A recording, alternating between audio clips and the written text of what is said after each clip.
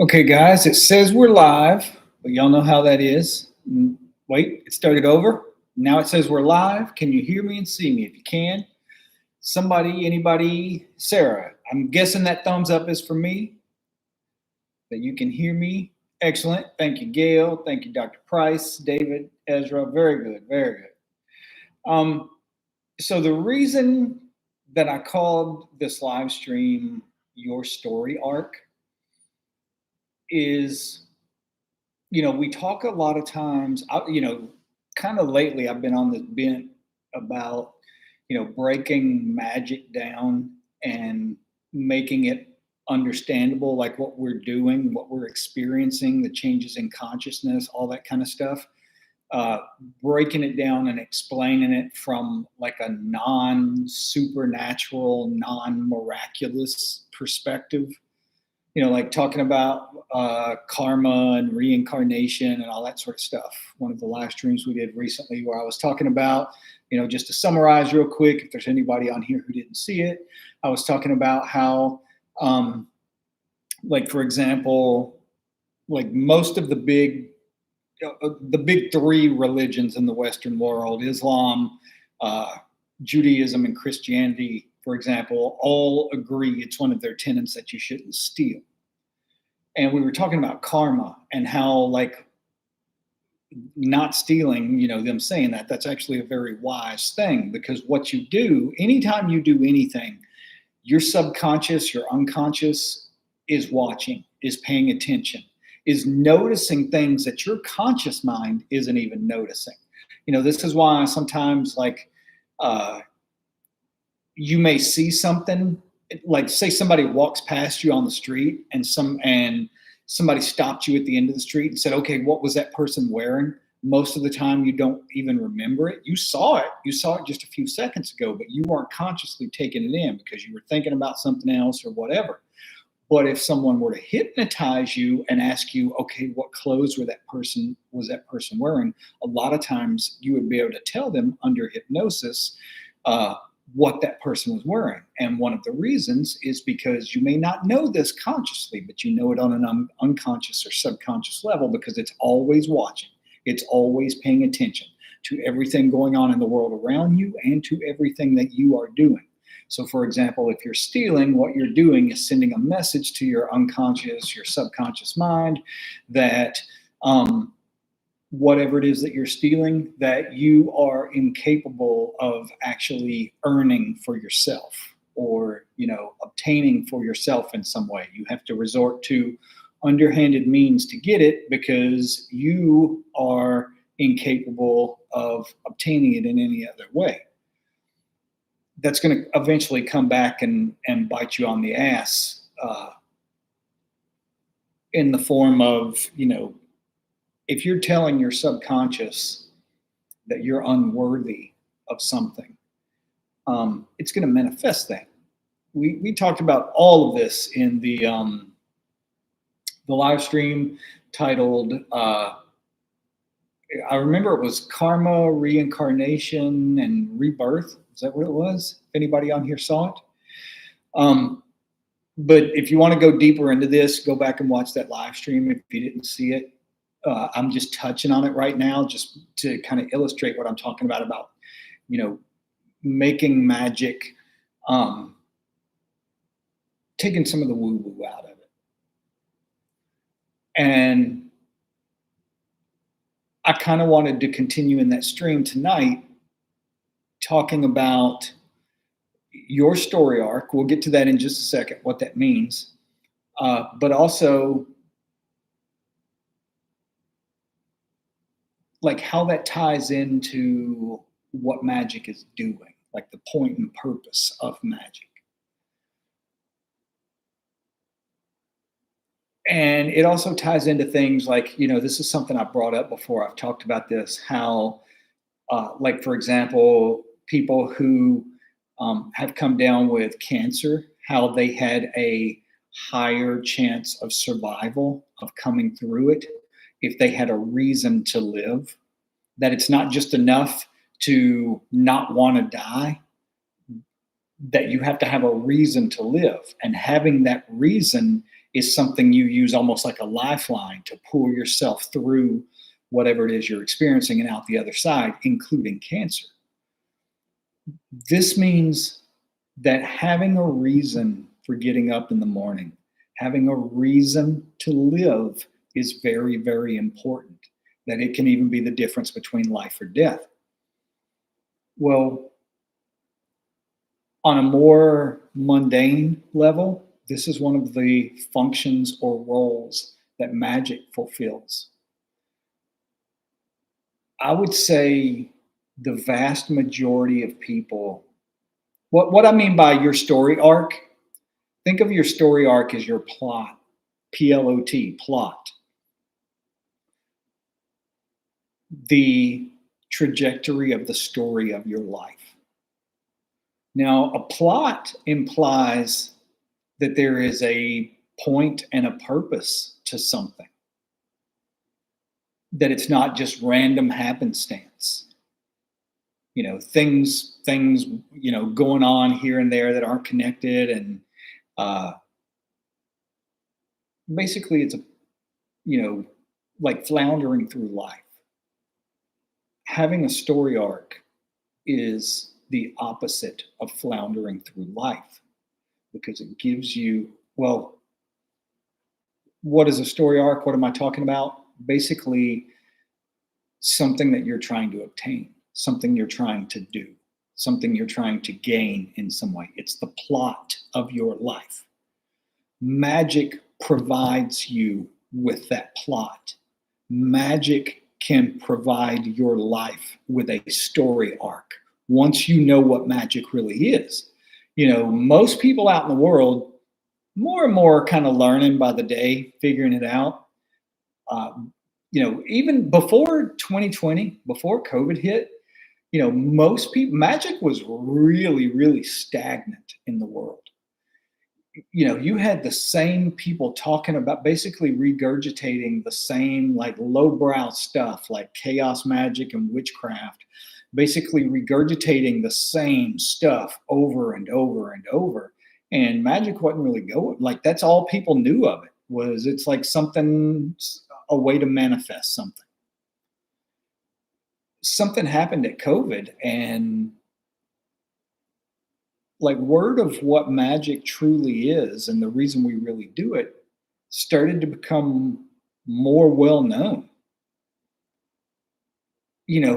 So many more people in the world now versus like 5 years ago have heard concepts like attaining knowledge and conversation of the holy guardian angel, crossing the abyss, the solar body, all the things on here that we talk about when we're talking about the path that we're following when we're doing magic, the things we're trying to obtain, the things we're trying to experience.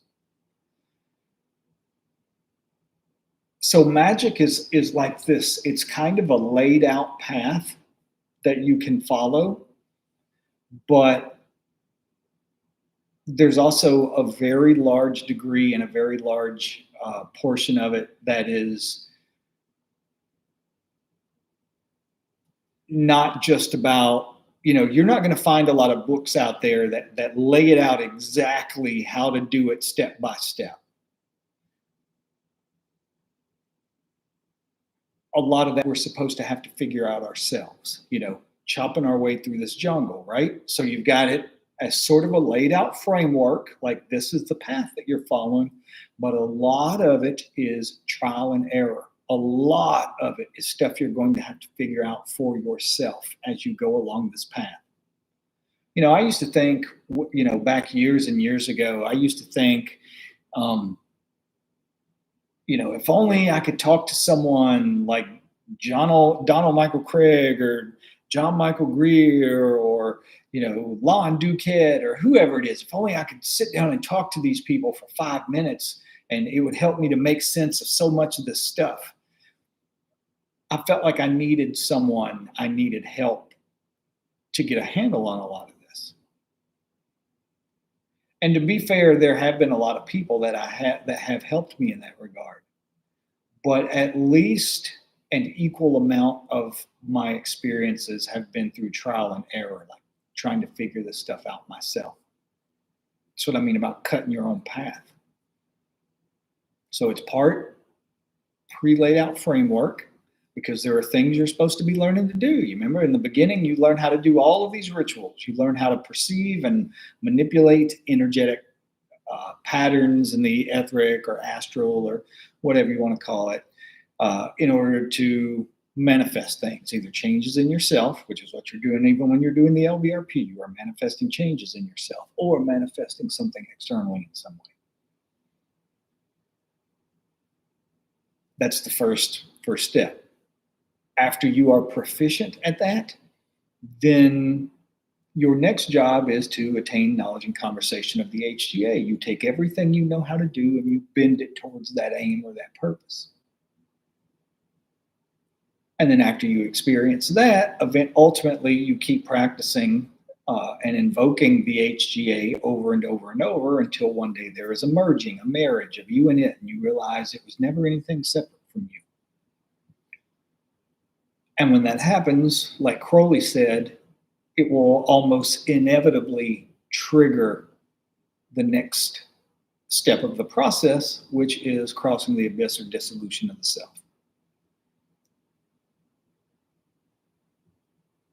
So when you start practicing magic,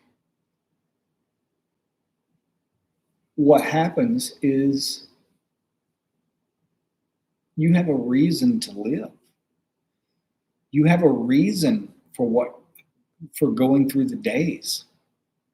You're not just living for the weekend anymore, where you can go and get some beer and chicken wings at the Applebee's. That's the high point of your life that you have to look forward to. Your life has a purpose. Your life has a story.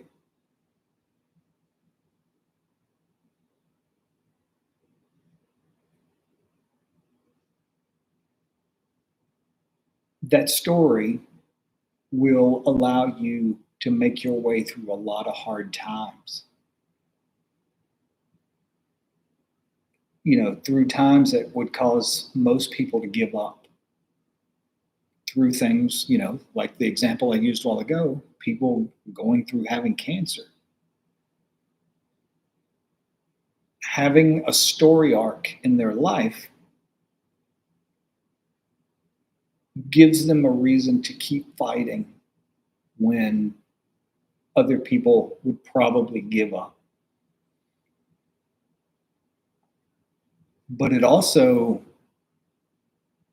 one of the things I noticed about people that don't have a point and purpose to their existence, that don't have a plot line running through their life, those people are much, much more prone to things like, deep fits of despair and depression, anger, hopelessness, all of that kind of stuff, because they feel like there's no reason for anything. We're just here killing time for a while until we die. That's a miserable life to live, a life with no point or purpose. And you see all these different teachings and scriptures telling us that to the best of our ability, we are supposed to do the opposite of this. Like for example, in the Bible, it says, whatever you find to put your hand to, do it with all your might. Because in the grave where you are going, there is nothing.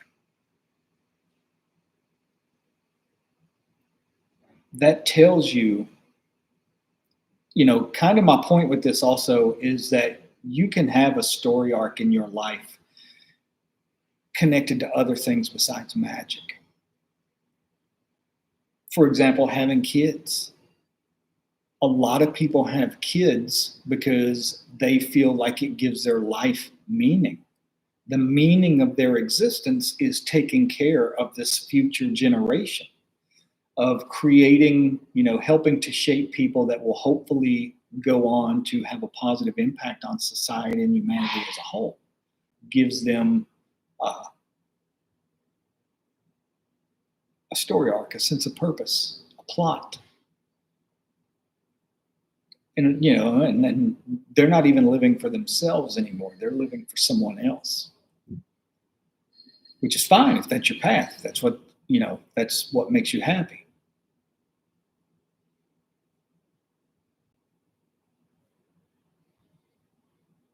Where was I going with this? Hold on, give me a second. Oh, the other things that can give you a um, sense of purpose or a plot line or a story arc, and different teachings connected with that. So this is also connected not just to the Bible, but also to Aleister Crowley. Crowley said that the worst thing that a person could possibly do is set for themselves a goal that they can obtain. So basically, what he's saying is you should have a goal that is almost impossible for you to obtain, but that you're going to try to get as close to it as you possibly can in this lifetime. You know that you will never get it. You know that you will never be perfect at something. Like say, for example, to be the best you can possibly be at gymnastics. There's always something you can do that's going to allow you to be a little better. It's a goal that you never quite reach, but that you make progress towards. And that sense of progress fuels and sustains you and excites you and makes you excited to get out of bed in the morning. That's what magic used to be for me. Back when I was doing this stuff like in prison, I've talked many times how I would wake up in the morning and jump off of that concrete slab, just excited to, get to work again that day.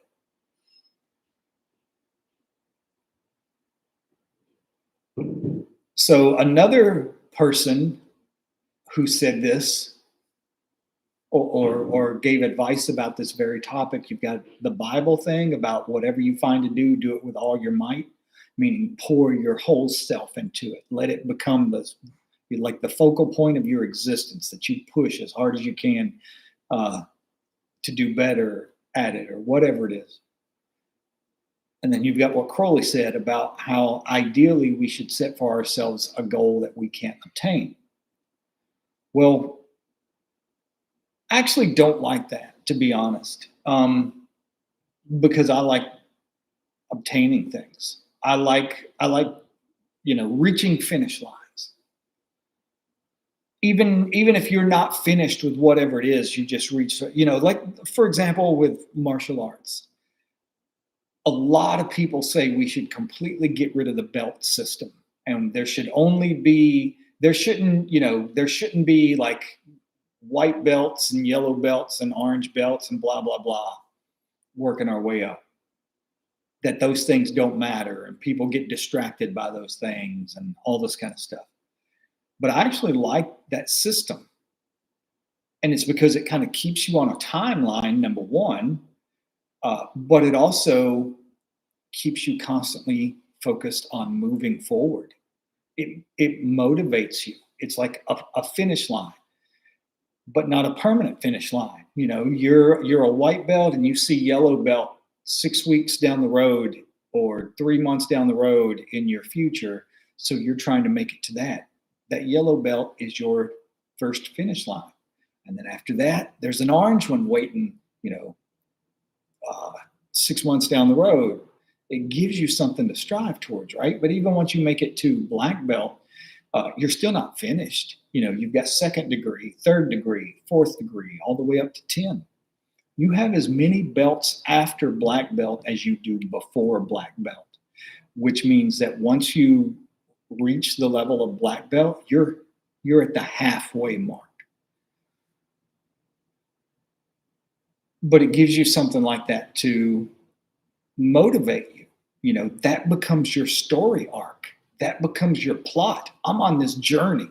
I'm on this journey to attain the knowledge and conversation of the HGA and experience crossing the abyss. I'm on this journey to obtain, the knowledge and experience and everything else that I need to reach this level of black belt. Like, it's a journey that we get to go on. It's the search for the Holy Grail. But keeping in that vein, Chuck Norris, what he said is, there is no finish line. He said, whenever you reach one goal, choose another one and start again. Keep going.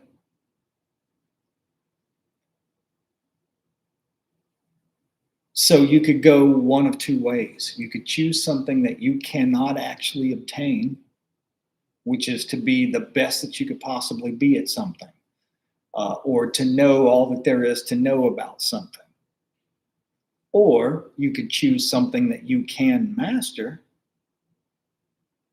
and then whenever you obtain it, you immediately are ready to pick something else. Like, even if it's in martial arts, maybe by the time you reach master level of one martial art, then you choose another one and you start training in two. You could do it either way. But things like that provide your life with a story arc.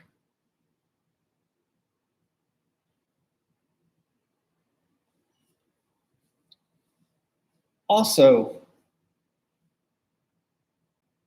what was it? My brain went blank. I was reading y'all's comments. My mind went blank for just a second. Story arc. Oh, I mean, ultimately, there's only one real story. Well, one real story that doesn't suck, I should say. Like, let's say, for example, you're watching The Matrix, that movie, The Matrix.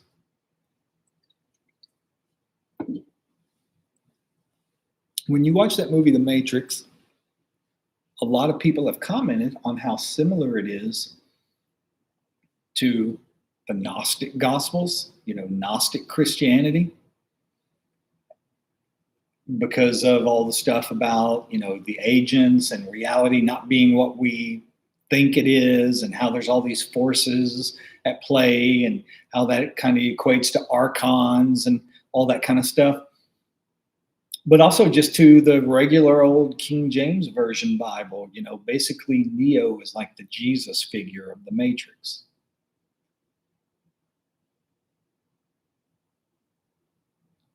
Whether it's the Matrix, whether it's the Bible, whether it's, Gladiator. Remember that movie, Gladiator? It's one of my favorite movies of all time. Whether it's Rocky, whatever it is, all of the really great stories, basically what they are telling is what, was it Young? Joseph Campbell called the hero's journey. And there's a lot of different steps to the hero's journey, but it's pretty much the exact same thing as the Zen ox herding pictures.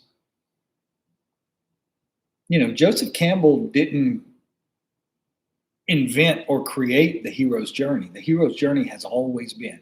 For as long as people who have told stories, they have told the story of the hero's journey. Joseph Campbell was just really, really good at being able to take any story and break it down into its components and show how this story is following the hero's journey. And you could do the same thing with the 10 ox herding pictures.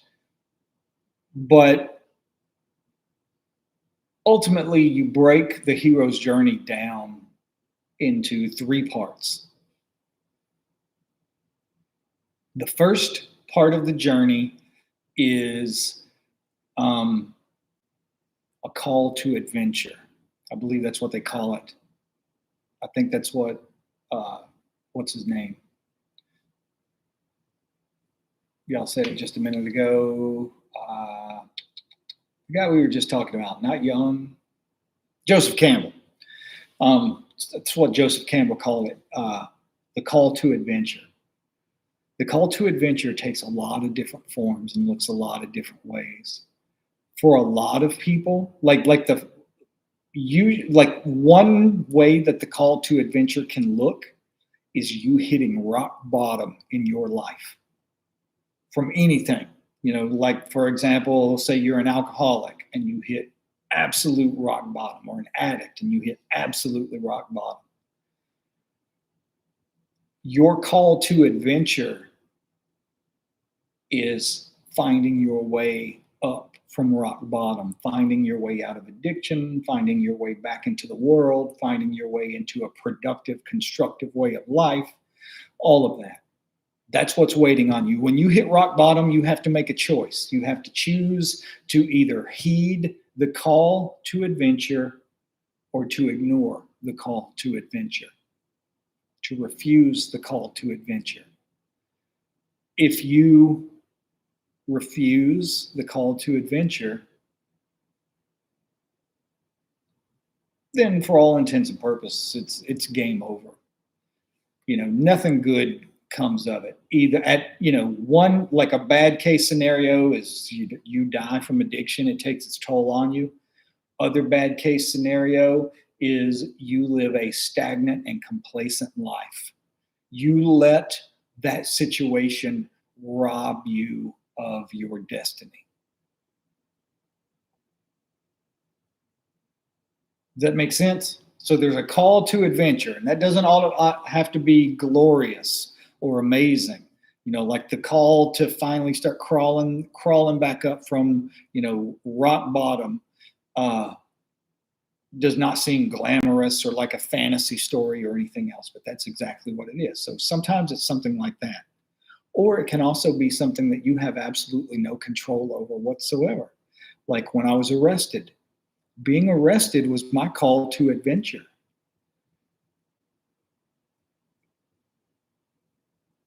If I were not arrested, I would not know anything that I know now. I would not be sitting here talking to you now.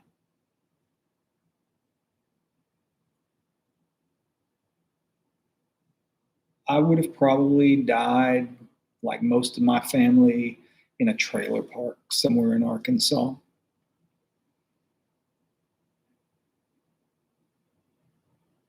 And you may experience the call to adventure more than once in your life in different ways, in many different ways. You may experience it in a relationship, but a call to adventure comes, meaning you reach a kind of crossroads in your life where things can't keep going the way they're going. Or if they do, it's going to be very unfortunate for you in one way or another.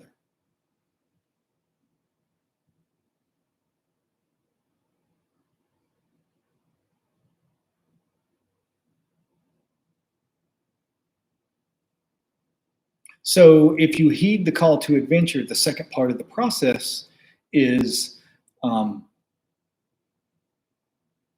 can't remember exactly what Joseph Campbell called it, but essentially what it is obtaining knowledge, wisdom, like learning something. Like you go through an ordeal. You get the call to adventure, and as you start off on this path of change, you experience ordeals. Your ordeal could be overcoming addiction, for example, or a million different things. A million different things. Like just off the top of my head, say for example, you realize that you've been like really selfish in your relationships, and it takes like a relationship that's really important to you coming to an end before you realize that. But that's obtaining knowledge that's going to change your life if you take it and apply it to all your other relationships and relationships in the future. I don't want to ramble on about it. I'm just trying to give you little concrete examples so it doesn't seem so abstract. It makes it easier to understand, or it always does for me. Yeah, meeting mentors. That's a good one. American Mystic Degenerate said meeting mentors. That was what he called it. Yeah. So that's what what's his name? Joseph Campbell called it meeting mentors. And the reason he called it that is because sometimes we do come across people in our lives that are like mentors. Not that they're going to hang around and be our best friend or any of that stuff. Like what he means by mentors is someone who is going to say something to you or give you something or like inspire you in some way, like trigger something inside you that gives you something you need to keep going. And it may be somebody, I'll give you an example in my life. For me, one of my mentors is a person I have never met. I've been in the building with this man one time. I went to see him speak uh, when I had to evacuate New Orleans, run from a hurricane, ended up in Houston for 2 weeks before I could go back to New Orleans. And while I was there one day, I realized this guy's here. This is where his congregation is. So let's go hear him speak. It's Joel Osteen, a man that a lot of people hate. They call him a televangelist and a prosperity gospel guy, what have you. But that man was someone that changed my life. That man contributed to saving my life when I was in prison. I would not have survived in there without his messages.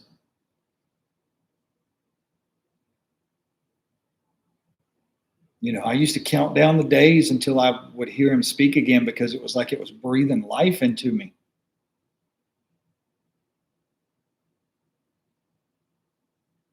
But I've never met him. I've never had a conversation with him. So a mentor isn't someone that you're necessarily going to have like a personal relationship with. It's somebody that's going to cross your path or whose path you're going to cross or come across their work or something in some way that's going to give you some knowledge that you need that will allow you to come back from like your rock bottom situation. Next part of the journey is reaching your objective. I don't know. I can't remember what Joseph Campbell called it. But it's whenever like, for example, let's say with the addict example situation, it's where they finally have been clean for a long period of time and have managed to, start forming like relationships with people again and are being productive and constructive to the world in some way, shape, form, or fashion. You've kind of hit you've hit what you were aiming for. But that's not the end. The end of it is then you take what you have learned, your experiences, you take that and you go back to the world. The 10 ox herding pictures, the very last ox herding picture says, how does it describe it? Re-entering the world with helping hands. Something like that.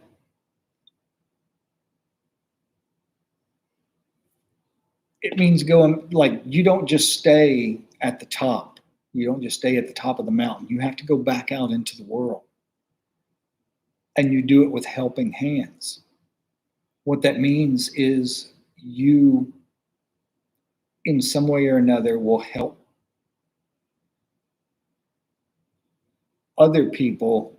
I'm hesitant to say that. I stopped just because,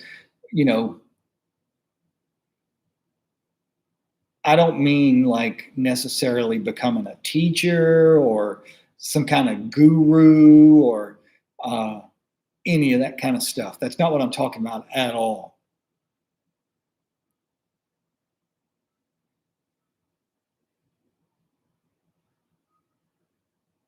I mean, you will be in a position to be like, to fulfill the role of the mentors in the story. Yeah, set an example. LJ280 says, set an example.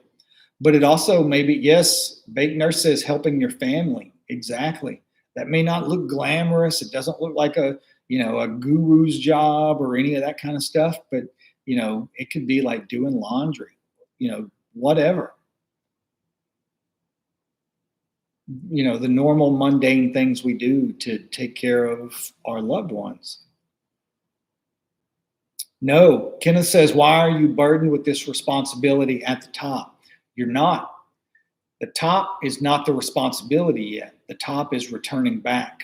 I mean, after the top, then you return back to the world. You don't stay at the top. The hero in the story does not stay at the destination.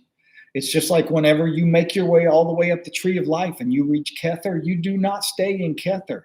You get spit back out down into Malkuth. You return to the world with helping hands. Why does he return? That's the cycle of life. That's what everything does. Look at an alchemical distillation kit. You start off with your herbs and your liquid in the flask, and you heat it, and it evaporates and goes up and then comes down the coil and recondenses and drips into the thing. It goes up into a more purified realm, and then it comes back down into the physical realm. And then we put it through again, and it goes up a second time and becomes even more purified, gets even more of that energy, and then it condenses and it comes back down into the physical world.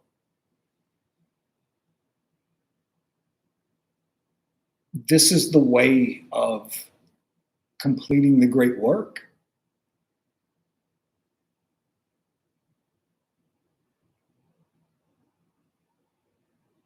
But also returning to the world with helping hands.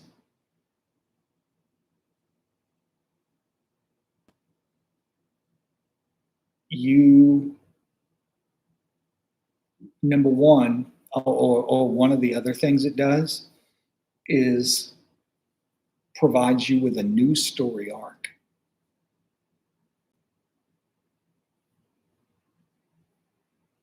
Because now you have a new job. Like before, your story arc was trying to reach the top.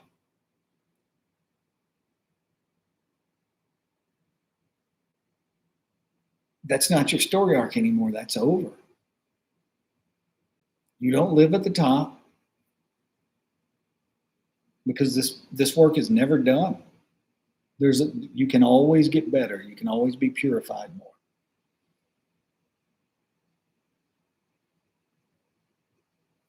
But also now you return to the world with helping hands, meaning once again, you have a reason to live, a new reason to live. Like let's say just for example, it's magic. If you haven't actually experienced, you've got a lot of people out there who want to teach magic or become magic teachers or what have you, that haven't actually, experienced this all the things that I've been talking about here, like this path. They haven't actually ever experienced those things. But they write books on magic or do talks on it or what have you,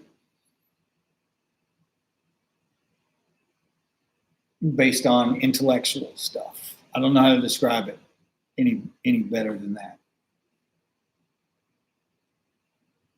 Where was I going with this? That's a good point. Kitty says, a few friends have been asking me how I immigrated to France.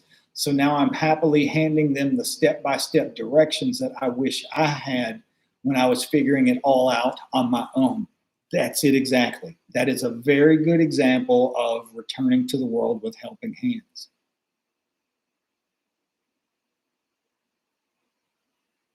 That's it exactly.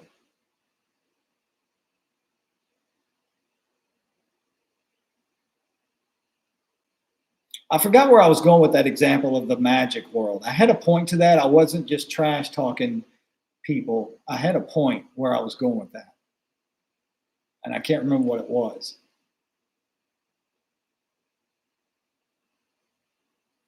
Maybe it'll come back. I can't remember.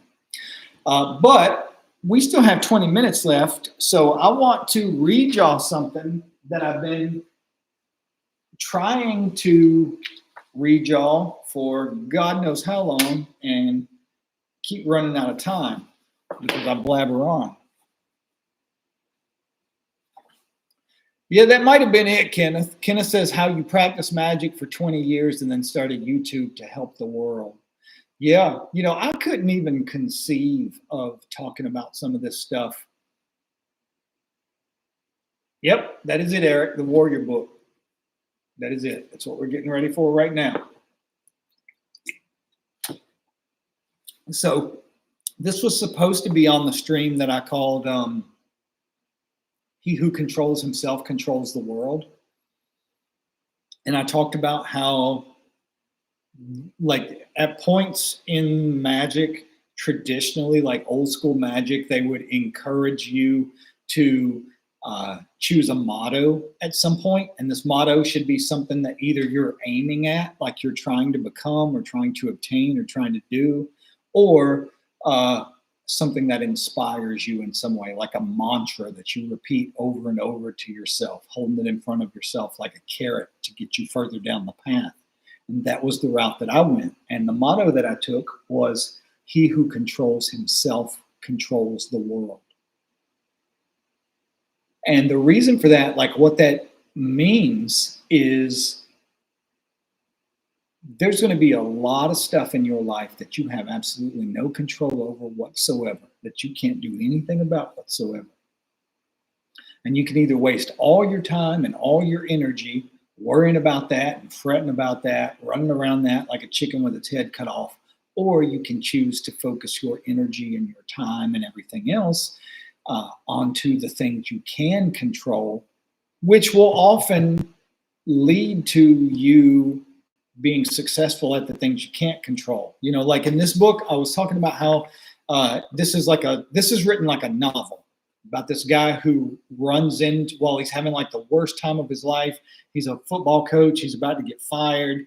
And he has these almost like paranormal run-ins with some of the greatest coaches in the history of the world, 5 of them. And each of these 5 coaches give him a piece of advice that he takes back to the world and incorporates into his games and starts turning his life around.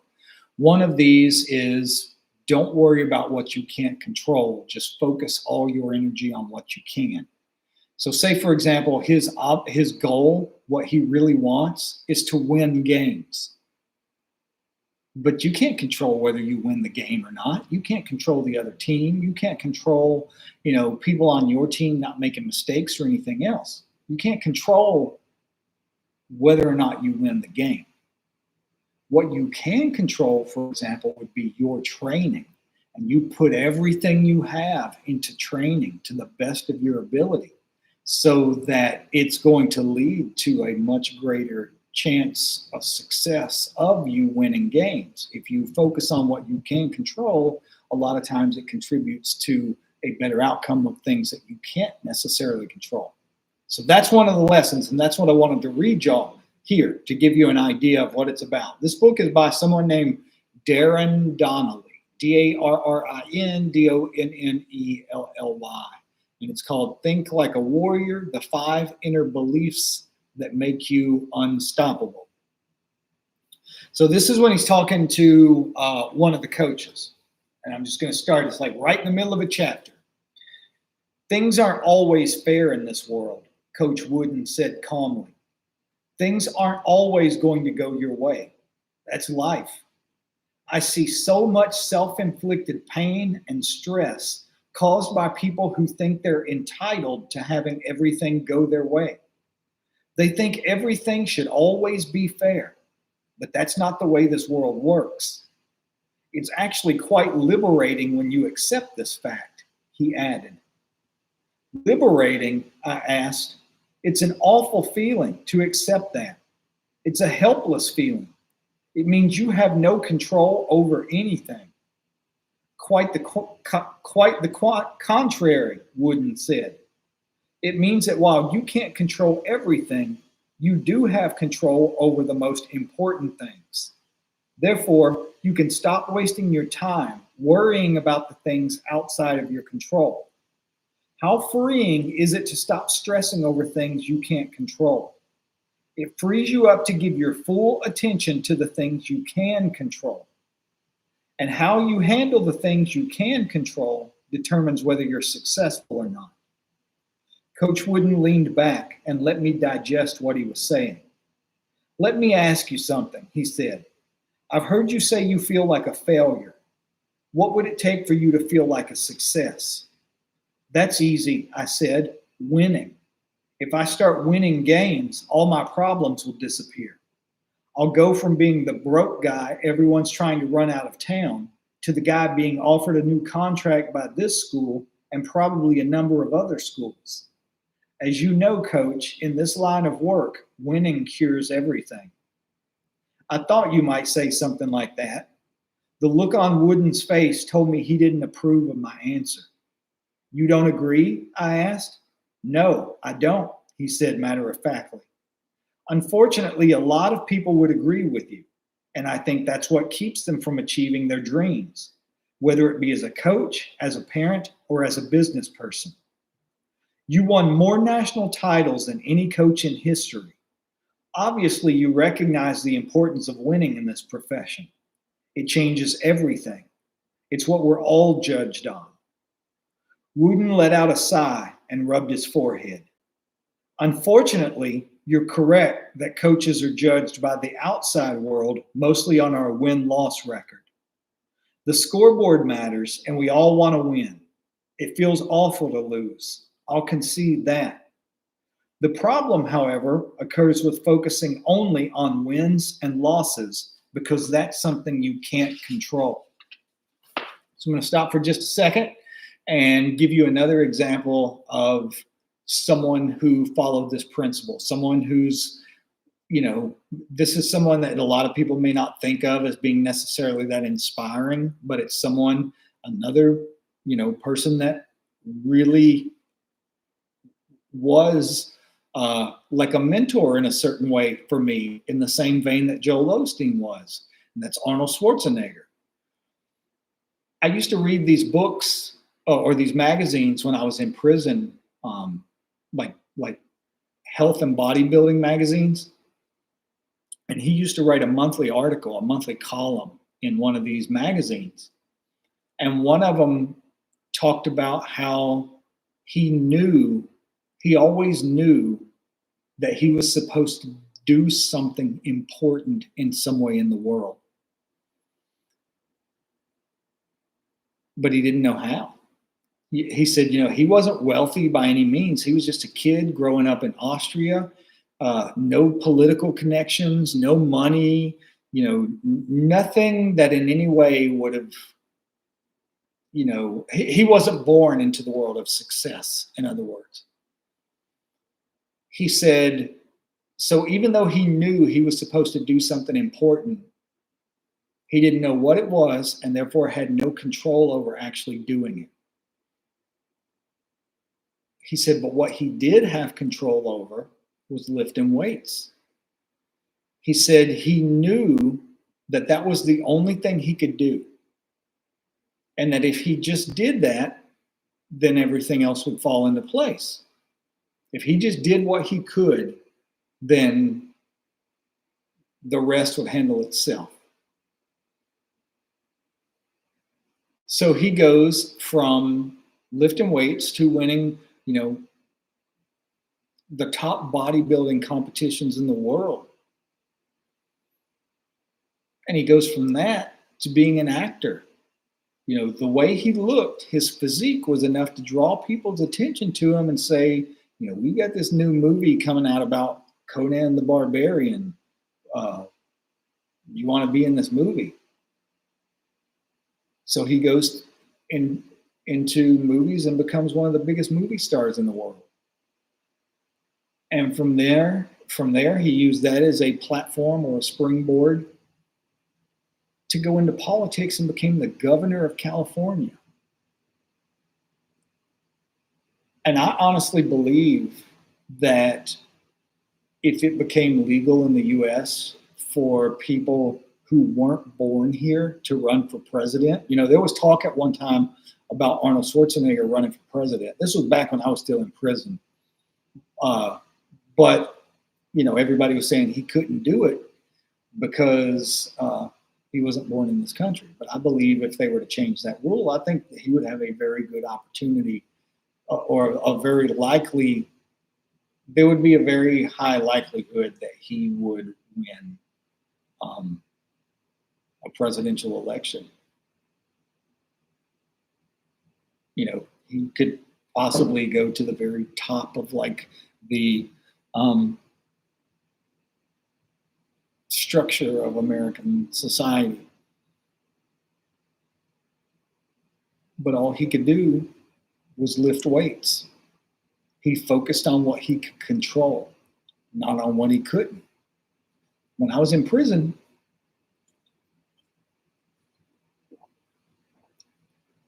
I had no control over when, where, or how I was ever going to get out of there. But what I did have control over was doing magic every day, hours and hours a day.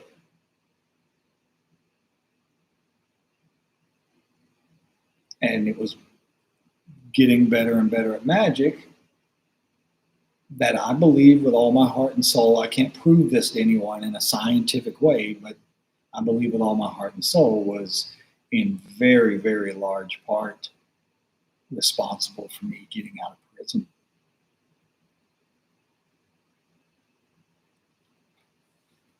Let me see, hold on. I'm going to go on a little more. So they're talking about wins and focusing only on wins and losses because that's something you can't control. Don't tell my boss that, I said with a chuckle. It's a nice thought, but this isn't Pee Wee League. I'm hired to win. And if I don't win enough, I'll get fired. Period. That may be, but you've just brought up two things you're focusing on that you don't have total control over. Whether you win enough games and whether you get fired. There are many factors outside of your control that determine both of those things. And actually, Chris, your boss could fire you for any number of reasons that don't have anything to do with wins and losses. Coaches with winning records get fired all the time. Thanks for reminding me, I said. Wooden laughed. My point is this, he said. You shouldn't waste time focusing so much of your attention on results because too often you don't have control over those results, and neither do your players. I shook my head, but that goes against everything I teach my players. I'm always telling them how they must take total responsibility for their results. They must be held accountable and own their record. Then I suggest you change the way you're teaching your players. I'm confused, I said. You're one of the winningest coaches in the history of sports. People have called you the greatest coach ever. Are you saying all those wins were just a fluke, a result of lucky breaks that you had no control over, that you never paid attention to the final score? No, not at all, he said. What I'm saying is that those wins were a result of me and the team's relentless focus on only the things we did have control over. Winning was not something I or my players could completely control, so we tried not to focus on it. For example, in my eyes, the most successful team I ever coached was the 1962 UCLA squad. Most sports historians wouldn't agree with that statement. The 1962 team is not as famous as many of my other teams. That year, we lost in the Final Four to the eventual champion, Cincinnati. We were undersized and lost by 2 points in the final seconds. We came within a whisker of being national champions that season. Now, that team was not as talented as many of the UCLA teams I would later coach. But what I can tell you is that no team I ever coached came closer to achieving their full potential than that 1962 team. Nobody, not even the undefeated teams that would follow. However, despite giving the best effort I've ever seen a team give, the Cincinnati team we faced in the Final Four was better. That loss still stings when I think about it. So you admit that you do care about winning and losing, I asked. Of course I do. I hated losing. Losing hurts. I'm not suggesting that you pretend that it doesn't or that you naively ignore the scoreboard. It's good to set big goals and dream big dreams, like winning a championship. I always wanted to win. It feels good to win. I'll never deny that fact. But I tried not to talk about winning and losing with my team. To be honest, I rarely even talked about the opponents we were facing. I did this because I wanted to keep the focus on only what we had total control over. We focused on ourselves doing what we had to do, getting our team better. We let other teams worry about us while we only worried about ourselves. And I'm going to stop right there because I want to talk for 1 second. Hold on 1 minute. 1 second.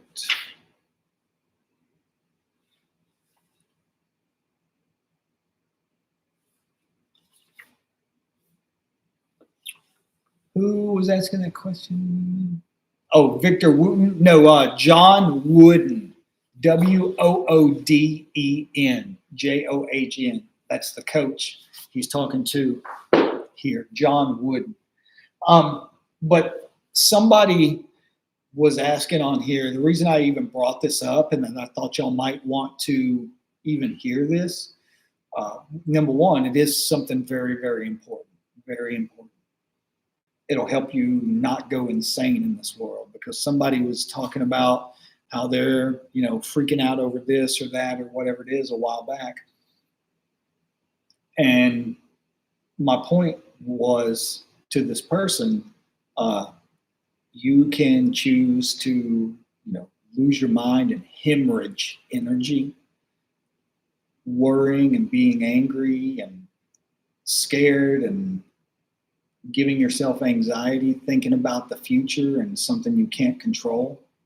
Or you can just focus on yourself, which is the only thing you do have control over. If you want to make the world a better place, start by making yourself a better person, because you're part of this world. If you improve yourself, you improve the entirety of this world.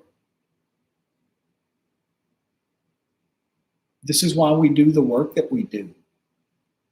When we're invoking all of these elements, when we start off, invoking earth and bringing that aspect of ourselves into balance and harmony and productivity and purifying ourselves on that level. And then we move on to air and we start working on our intellect, and we do the same thing, start purifying and working on that aspect of ourselves, on up through water, on up through fire. Yes, we are purifying and refining ourselves, becoming more balanced and in harmony in all those different ways, which is providing a solid foundation for the rest of the work to be built on. But it has much further reaching significance. If you live with your family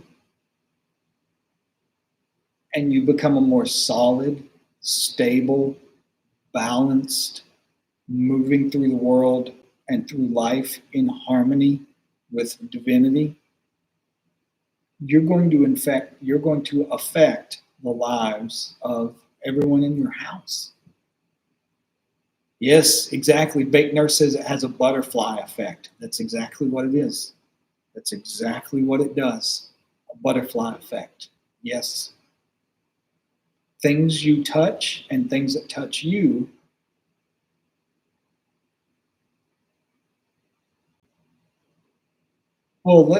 you set off chain reactions, I guess is what I'm trying to say.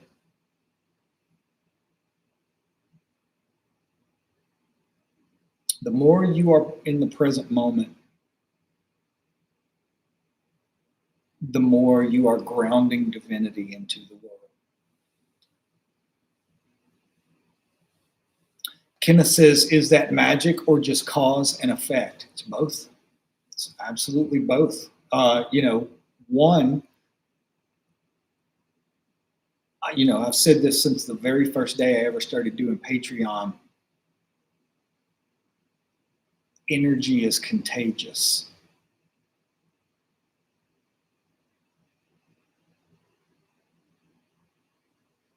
If you surround yourself with people of high vibrational, high quality energy,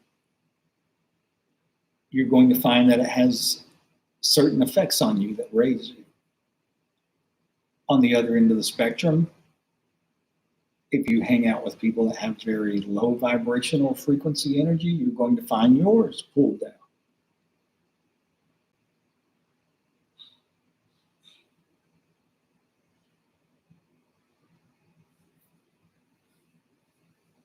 And it's because energy is contagious. We're exchanging energy with every single person, place, and thing that we come into contact with.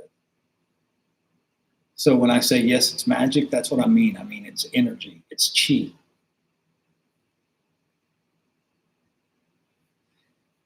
David, there's a scripture in the Bible also that says, I can't remember exactly where it is, but it says, we become what we behold. Meaning whatever you feast your senses on is going to fill your mind. And whatever fills your mind is going to shape your character. We become what we behold.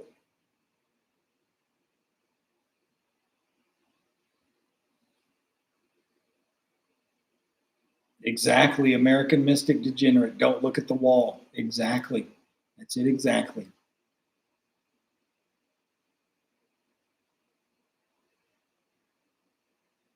Kenneth says we become what we behold is 2 Corinthians 3:18. Yep. Thank you for looking that up. Alicia Dissolve says, what if you can't seem to do magic anymore? I guess that would depend on the reason you can't do it. Is just because you can't make yourself get up and do it? A lot of times, honestly, you just have to hit rock bottom and realize your life is better when you do magic than it is when you don't do magic. And that in itself is enough to motivate you and keep you doing it, as you realize my life is a lot better when I'm doing it versus when it's not. That's another good one. Yep, as a man thinketh, so he is. Proverbs 23:7. Exactly. Yes. Yep. So it is both energy and cause and effect. All right, I'm going to shut up. We've gone over an hour. But at least we finally got into this book. I wanted to give you all a little taste of it just to see if it's something you might be interested in reading. I'm getting a lot out of it. Honestly, this is the same stuff that you get from doing magic. Like, this is the same common sense stuff that you should get from magic, not just, that's what I mean about wanting to strip all the woo-woo out of it and bring it down to a practical, understandable level where people aren't just raving about, their dreams or ghosts or aliens or whatever, Thank you, Gail. Exactly, analysis. Think about Jesus and you become more like Jesus. That is exactly why we're supposed to spend time like in beautiful cathedrals. That's why I used to do that. Go sit in cathedrals every day. I would do that, or go to the museum to be, around items that were from cathedrals and monasteries and temples. But I'm going to shut up. Okay. As always, just want to end by saying I appreciate y'all being in my life. I was excited to get on here and talk to y'all tonight. I just appreciate y'all being in my life and being here, and I've come to really enjoy, this time that we spend together every week. I was looking forward to it tonight. It was good to see y'all again. Thank you for your support. Thank you for the conversation. And I will talk to y'all in a couple of days. Have a good one.